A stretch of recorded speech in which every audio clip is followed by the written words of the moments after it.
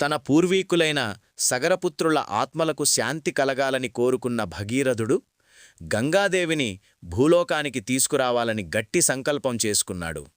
ఆ సంకల్పంతో భగీరథుడు గోకర్ణ క్షేత్రానికి వెళ్లి సంవత్సరాలు నిరంతరంగా ఘోర తపస్సు చేశాడు. భగీరథుని తపస్సుకు మెచ్చిన బ్రహ్మదేవుడు ప్రత్యక్షమై, భగీరథా, ఏం కావాలో కోరుకో అని వరమిచ్చాడు. భగీరథుడు తన కోరికలను వినిపించాడు.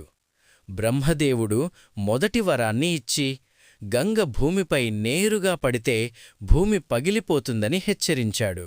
బ్రహ్మ ఉపాయంతో భగీరథుడు కైలాసానికి వెళ్లి పరమేశ్వరుని కోసం మరింత ఘోరమైన తపస్సు ప్రారంభించాడు. భగీరథుని భక్తికి మెచ్చిన శంకరుడు ప్రత్యక్షమై సహాయం చెయ్యడానికి అంగీకరించాడు.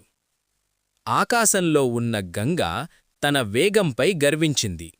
బ్రహ్మ ఆజ్ఞతో గంగ శివుని శిరస్సుపై పడింది. కాని పరమేశ్వరుడు ఆమెను తన జటాజూటంలో పూర్తిగా బంధించాడు. భగీరథుడు వినయంతో శివుణ్ణి ప్రార్థించాడు. అప్పుడు శివుడు తన జటాజూటం నుంచి గంగను విడిచిపెట్టాడు. అలా గంగ భూమి మీదకు వచ్చింది. తరువాత ఏం జరిగింది అనేది నెక్స్ట్ వీడియోలో చూద్దాం. అంతవరకు ఈ ఛానల్ను తప్పకుండా సబ్స్క్రైబ్ చేయండి.